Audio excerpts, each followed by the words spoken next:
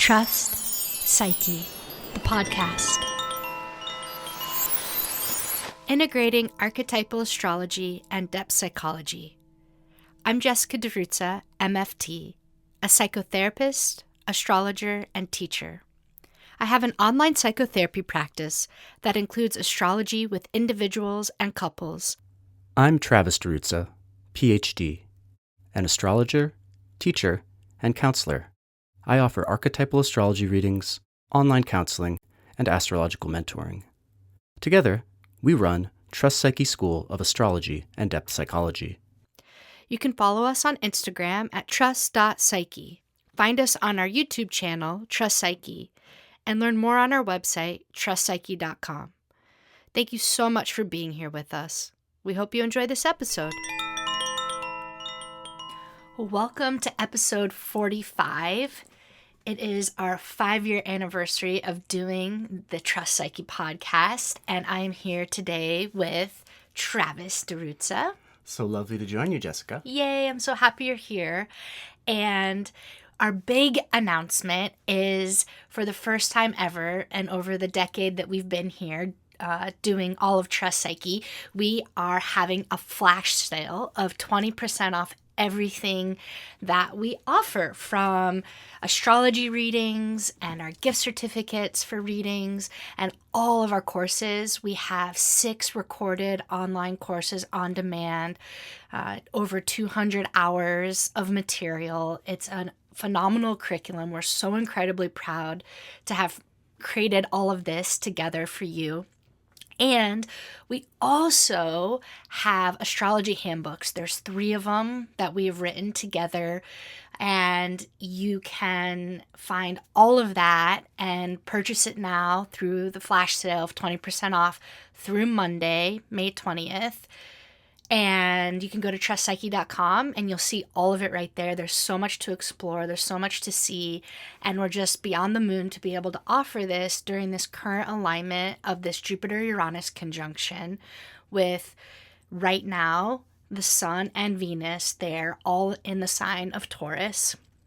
And it connects to our episode today, which is all Jupiter-Uranus themes, and we're focusing today on the philosophy of the sky and the astrology for the people. And you'll see, hopefully by the end of this episode, why we're doing this first ever flash sale of all of our classes and readings, because it's the perfect time to come live astrology and come live it with us. And so we want to share with you what we've been seeing with this Jupiter-Uranus conjunction, which began last June of 2023 and goes through June, July of 2024. So we have just a couple months left here for this alignment that happens once every 14 years. And as I said, right now, it's even a really special time because of having both the Sun and Venus there. So here we go. Thanks so much for being here with us. Yeah, I really enjoyed your talk on the Jupiter-Uranus, Jessica, and since then the ideas have continued to percolate. We've just been having cool new insights. And yeah, we've been loving this term, the philosophy of the sky. Philosophy, of course, connected to Jupiter, the sky, to Uranus, Uranos, the Greek god of the heavens. And we were thinking about how from the earliest history of philosophy there is this connection to astrology. I was thinking about Thales of Miletus, the kind of first philosopher in the Greek tradition. There's this fun legend about him, relayed by Plato and others, that Thales was walking along one evening, one night, and he was just so intent looking up at the stars in the heavens that he fell into a well. And this quintessential image of the philosopher with his head in the clouds, but I just like it here that it's his head in the heavens. And we see this image of Thales as a kind of early astrologer philosopher. Thales was also said famously to have predicted a solar eclipse that ended this long-standing war that was going on between the Greeks in what's present-day Turkey. And, somehow his ability to predict it, when the warring factions saw it, they decided to call for peace.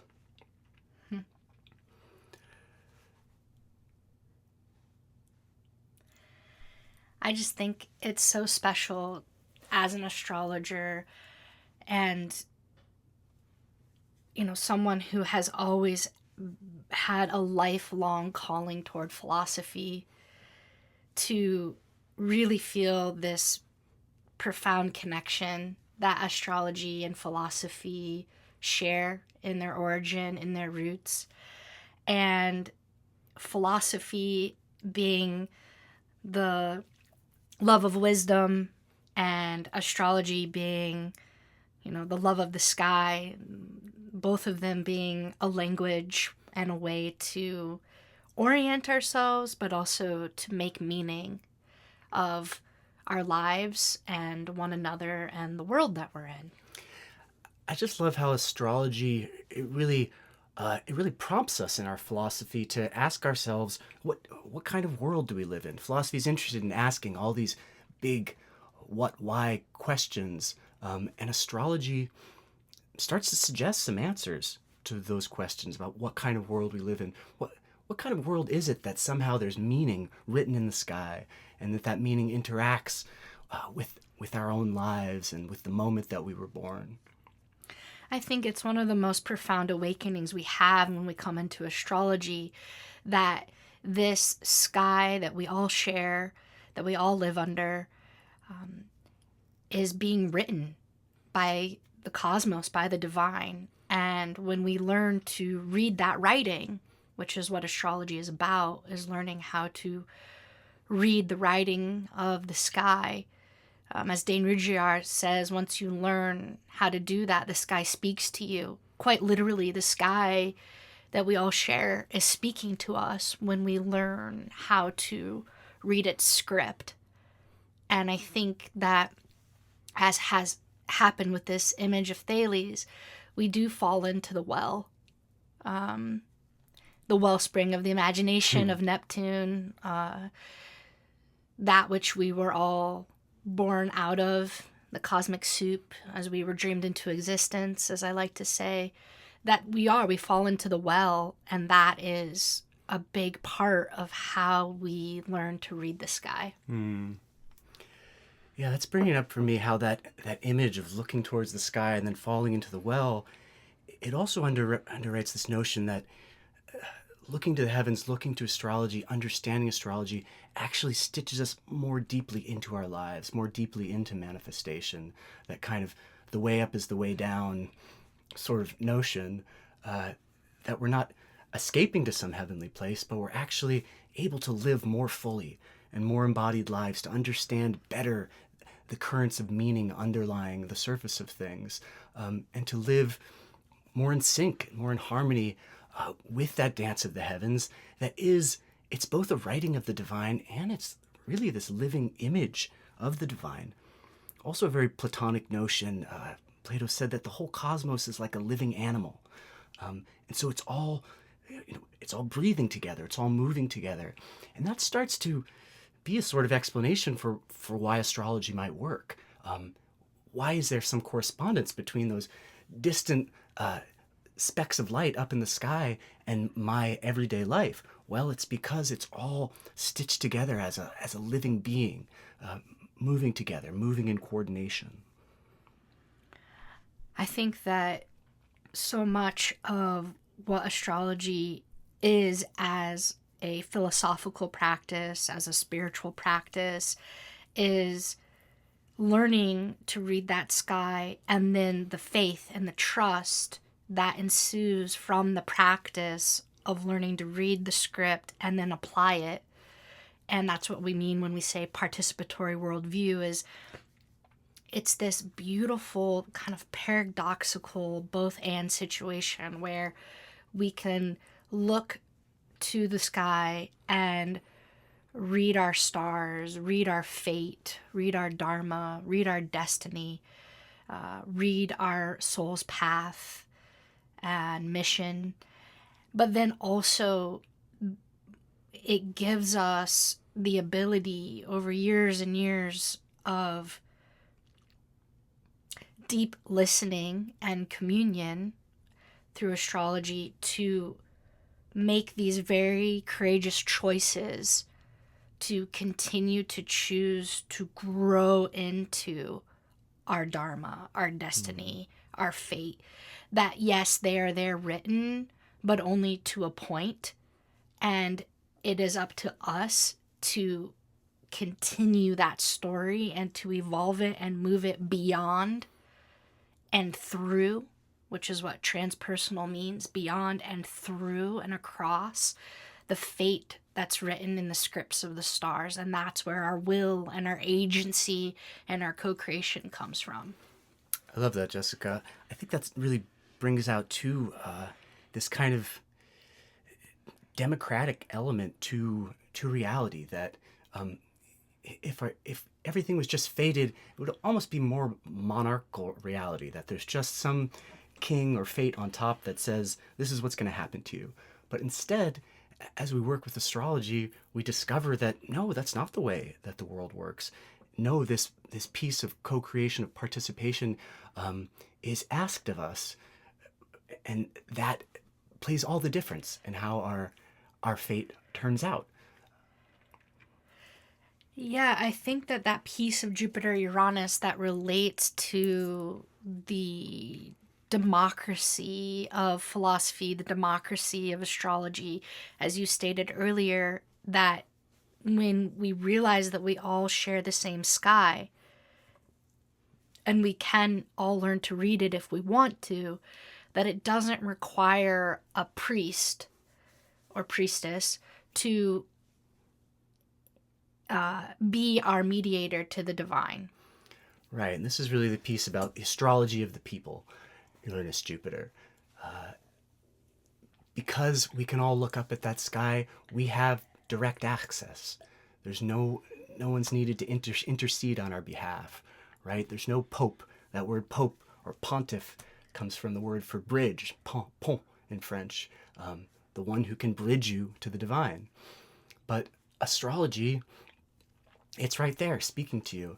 And we can kind of draw a bigger contrast between paganism or a kind of immanent divinity versus these more transcendent notions of divinity that come with Christianity and other religions of the book, that God is out there and is somehow not infused living in the world around us. And if the world around you isn't divine, you kind of fall asleep to it. It's also a good tool for control of populaces.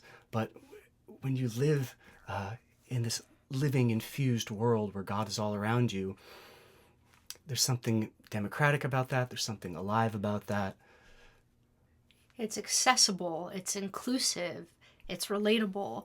And this is something that I think is interesting about Uranus as the trickster, the boundary crosser, the inherent paradox when it comes into Jupiter. Like, on the one hand, Jupiter is the king, is the queen, is royalty, is the monarch. It can be. But then this incredible thing happens in modernity where it no longer is literally this actual king and queen, but becomes this psychological internalization of the inner king, the inner queen inside of us intrapsychically that we all have access to through Jupiter. But then as Uranus is the boundary crosser, and paradoxically, we also still do have the role of the astrologer, which does carry this priestly energy to it, because we are interpreters of the sky. It's not just enough to be able to look up and see it and technically go, okay, there's the sun, there's Venus, there's Jupiter, Uranus. The role of the astrologer is the act of interpretation. And so Jupiter is still there as the storyteller, as the interpreter, but for the people, hopefully in service of awakening and liberating and emancipating the people, Uranus. So it's all these kinds of things happening at once. And I think that is a very exciting dimension of the Jupiter-Uranus to me, that we all have access to the sky, and yet we still need people who are masterful and give their life over to reading and interpreting this script. Yeah, maybe while we're talking about democracy here, it's a good moment to mention a few correlations with this Jupiter-Uranus around emancipatory, democratic kind of protest movements. Something that we've seen very recently under the Jupiter-Uranus that caught my eye was these big student protests coming out against the war in the Middle East. We're seeing on college campuses. At my alma mater, at Columbia University, students took over Hamilton Hall. They renamed it Hind Hall after a Gazan victim in the war. And the same phenomena we saw happen right there on Columbia's campus, takeover of the same building back in '68 when the different civil rights and anti-war protests were happening. It happened just on the front end of that Jupiter-Uranus, but a striking one to see happen again in time, connected to these emancipatory, democratic protest energies of that Jupiter-Uranus. I think it's incredibly powerful aspect of astrology to be able to look back in time and see the repeating archetypal patterns. I think for a lot of us, people get into astrology to be able to predict the future. I just think it just comes with the territory. I do find it, again, very trickstery that Uranus in its nature, as, you know, the ruler of astrology, Uranus, the sky heavens, gods, is that it by nature is unpredictable, which is hilarious. I feel like it's this incredible wink from the universe, like, haha, the ruler of astrology is by nature unpredictable, even though you're trying to predict. I just love that. But one thing that we love so much about astrology is the ability to look backwards and make greater meaning and interpretation and integration of what has happened. And that's what we're doing. We look back in 1968 and that Jupiter-Uranus conjunction, seeing the anti-war protests, and then seeing it again, you know, this one now in that beautiful diachronic unfolding. And I love that moment when, you know, I saw that headline in the news, and I was like, oh, I remember when that happened in '68, and it just dawns on you, say, oh, you know that those are under the same energy, and you feel that it's under the same energy even before you went back and look. And so then you keep getting curious, and you're like, oh, I wonder what other, you know, patterning might have been in between there. So of course I'm reading the article about past takeovers of Hamilton Hall, and there were a couple others in '72 and in '92, and of course you say, did those happen under a Jupiter-Uranus? And lo and behold, the anti-war takeover in '72 was under the Jupiter-Uranus square, and then in '92 it was under a tight Jupiter-Uranus trine. And you've actually been in... I've taken classes in that building. Okay. I took symbolic logic up there. I took aesthetics up there. Oh, that's very fitting. Very fitting to our conversation. This is getting very holographic. And what about the tunnels? Yes, and I've been in the tunnels that the students used to take over this building, that the police used to take it back over. I imagine they used the tunnels to take it over just recently here when they kicked the folks out, and I imagine that was for optics reasons to put that confrontation underground. Oh my gosh, that's so cool. Yeah, I spent my 4 years there exploring these tunnels extensively that connect the entire campus. Of course you did. You love tunnels. You love secret passageways. You always are the one when we go somewhere to map it out and go, come here. And you're like, I went on my run this morning. Look what I found. And like, take me through all these back ways. It's so cool. I think that this is just such a huge part of why you and I are called to do what we do here at Trust Psyche, and, you know, through our school. Like, the reason why we've created this curriculum of these 6 courses is because it's a philosophy of the sky, right? This archetypal cosmology, but also it's for the people. It's like we want whoever wants access to being able to read and interpret at whatever level you're at, for whatever reason you're doing it, that you can do it, and you can do it with us, that you can live it with us, we can live it together, we can be in community, we can be in communion, we can have this communal experience with one another in the sky, which is always my favorite, right? To share it, to be in it, to live it. It's not enough for me just to look at it and understand it and talk about it.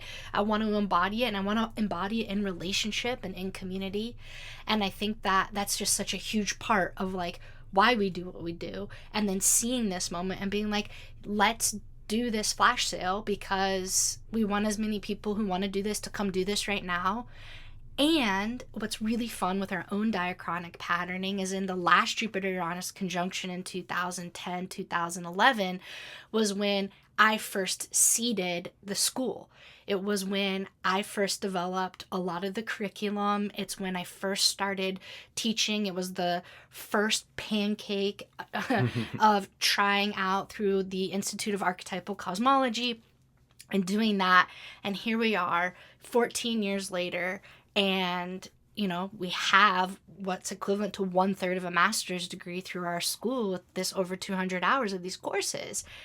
And my most excited part of this moment is that we have so much more to go. There's so many more classes and workshops and offerings that we have in us. And this moment just feels like this beautiful flowering of our profound love of this philosophy of the sky. Yeah, it makes me think of something you said back in IAA that, you know, that astrology is one's birthright. That astrology is a language that's there, that you're deserving of, and that you were meant to be allowed to speak. You don't have to, you know, ask somebody for it. And so, yeah, astrology of the people. We're just so excited for astrology to get out there to anybody who wants to live more fully with it.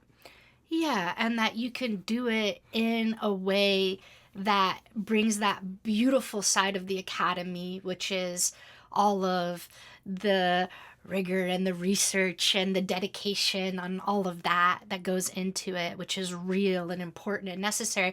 But you also don't have to do it inside of the academy, right? And that's been something that's been so important to you and I, you know, in the Jupiter-Uranus democratization of it, sharing with the people, bringing it outside of the academy and saying, hey, like, we can all do this. And I think when I fell into the well, when I was 20, and I mean, how can you even describe that moment? Fell deep into the well, was this simultaneous knowing that anything that I could see, I wanted others to see, and anything anyone else could see, I wanted to see. And that we needed a shared language so we could communicate that. And that's like one of the things I love the most about it. Also, one other fun fact is the Jupiter-Uranus conjunction before that one in 1996, 97. I was 10 years old, and it was the inception of I wanted to open a magic shop. It was back then called Different Jokes for Different Folks. And I would like obsessively, you know, create the sign for it over and over again. And I thought I wanted to be a magician. You also thought you wanted to be a magician as a child. Yes, I did. And I became, in my pursuit of doing magic, you know, as illusion or performance. You said you were so disappointed when you got your first magic kit. Yeah, I went to Las Vegas and I saw one of the best magicians at the time in the world. And afterwards they were selling magic kits. And when I started to learn how to use the kit, I immediately was crestfallen. I just felt gut-wrenched and I just thought, really?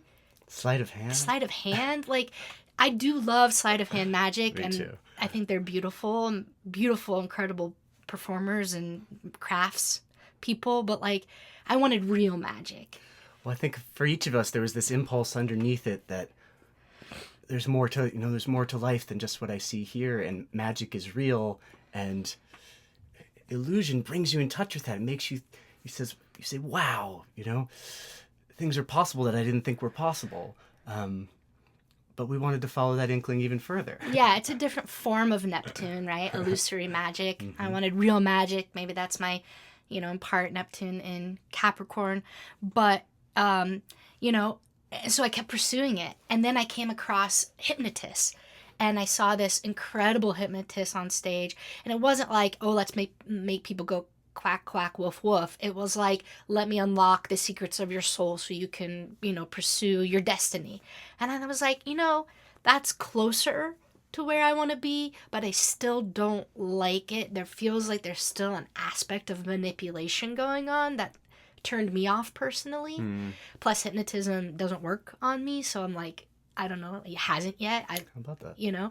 So I was like, oh, that's not it either. And then like 1 year after I saw that hypnotist was when I discovered astrology. And the second I discovered it, I was like, booyah. This is it. This is real magic. And so under this, 2 Jupiter-Uranus conjunctions later, right now, we opened our magic shop. Drum roll. And I just can't believe that different jokes for different folks in 1996, 97 has now come to life in 2024 through our magic shop, which we spell with a K at the end. And this spelling comes from Aleister Crowley, who wanted to differentiate the kind of ritual magic that him and other folks involved in the Golden Dawn were engaging in, to differentiate that from illusion, from magic tricks and this kind of parlor magic that he saw different than spiritual magic that he wanted to engage in. And for me, that's what astrology is, or it can be, is this spiritual magic. And I love that I live in a universe where that is the case. But when I really sit with that and I say, if I have existence and there is a universe, then of course it's magical by definition, by nature, because there is existence, there is magic, because this is a miracle that we're here versus not. And so from there is my whole worldview, my whole cosmology, my whole spirituality, my whole metaphysics, my whole way I do astrology. And I say, I choose to live in a world that sees and plays with and participates with that real magic. I love that. And that application of Jupiter-Uranus as successful astrology, that the vision of astrology then opens up the world to you in such a way that all of a sudden everything is shimmering. This other kind of Jupiter-Uranus image of suddenly you see the fireworks going on all around you when you're able to successfully peer through the astrological lens. I think such a beautiful recent image of that was the Aurora Borealis being visible all over the northern United States in places that I have never seen it before.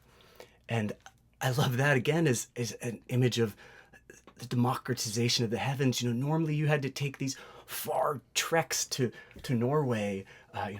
Jupiter has traveled to see that Uranian phenomena.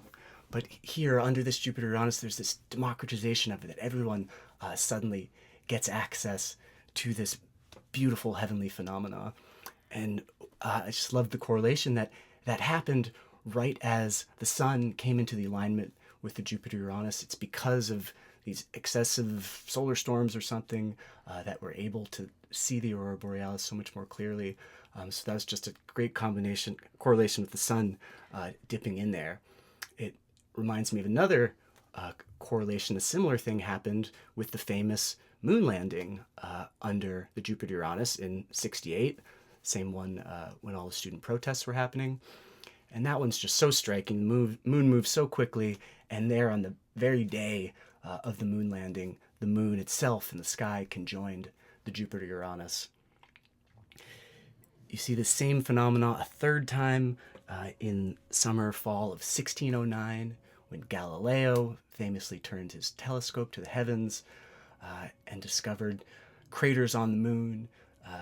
The moon was also conjoining the Jupiter-Uranus at that time. Those are such beautiful correlations. I love that. And I think that what I would add into what you're describing here is that under Jupiter-Uranus, because Uranus is the sky, and Jupiter celebrates and honors and makes it grand, right? It's this grand, joyful celebration, is the sky actually becomes more alive during Jupiter-Uranus times. It's part of the magic of the transit. So here the Aurora Borealis is like the sky is becoming more alive. More people are looking to the sky than ever before. Yeah, it becomes more alive and it becomes more accessible. That democratic thing. More people than ever before looking to it and seeing it. With Galileo's telescope, we're suddenly seeing things in the heavens, in the cosmos that we never saw before. It becomes more accessible to science. And with the moon landing, it literally becomes more accessible to our bodies. We take our first step on a body outside of the Earth. And I think that that's why then astrology becomes more alive during Jupiter-Uranus times. And it's why we can make these incredible advancements and quantum leaps in our growth with our relationship with the sky, with the philosophy of the sky during Jupiter-Uranus times. It's why it's a perfect time to learn or practice astrology. And so, yeah, just to tie it back in, this is why we felt so inspired to do this flash sale, which is also a very Jupiter-Uranus thing. Uranus is the flash, and be like, hey, let's do this. And a big part of why we're doing this is because we have more classes coming out. We have our next class in the fall, and we're also doing a lot of writing right now of articles, and we have a lot of things cooking where we feel so inspired to be able to share our philosophical understanding of the sky. And there's nothing that could make me more happy as a natal Jupiter-Uranus person to live a life where I, with you and our daughter, Luce Light, get to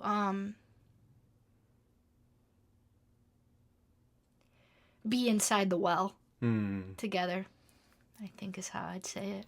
The well of being. Thank you so much, everyone, for being here with us. We love having you here. Please continue on this journey with us. Yeah, we always love to hear from you. And, whatever thoughts or questions you have, what we share here on this podcast. And for those of you who are called, part of this flash sale is Travis is offering, this is like a one-time only thing, 20% off of his readings, whether that's for you or for a loved one, you want to gift it. It's also a very Jupiter-Uranus thing, is the gift of astrology or gifting astrology that could potentially help somebody else become more awakened to their own path and purpose, or make meaning of what's going on in their life. I'm also offering a new kind of reading, Travis's Magical Micro Reading. It's a 30-minute pre-recorded reading. I pull a tarot card for the reading. I open up your chart, look at it with fresh eyes, and talk about a transit or more. Compact micro reading again to make it even more accessible. And I will say this, that the magic shop, which I would love for you just to check out, just to see it because it makes me so happy, is our 3 astrology handbooks. And I think the reason why I'm so excited about these handbooks is because writing is something I thought I was never going to be able to do. And with the aid of Travis, we've been able to get all of this understanding of the way we practice archetypal astrology and depth psychology into written form. And that's a really major breakthrough for me. And I just share that for all of you out there who, have your own desire for whatever it is, whether it's writing or speaking or teaching or, whatever it is for you. That it is definitely possible with the right support and the right help. So thank you, Travis. And I'm just excited for those of you who maybe don't want to take a class but want to still get the material. Essentially, these handbooks are the condensed version of our classes. And they're our first merch for our magic shop. And we're so excited. Go check it out. Yeah. Okay, everyone. Well, we will see you next time. And thank you so much, Travis, for being my partner. Thank you, Jessica. Always a pleasure. Okay, we'll see you all next time. We are dreamed into existence. What we do with that dream is up to us. How we dream is as important as what we dream, for the what of the dream knows itself through the how.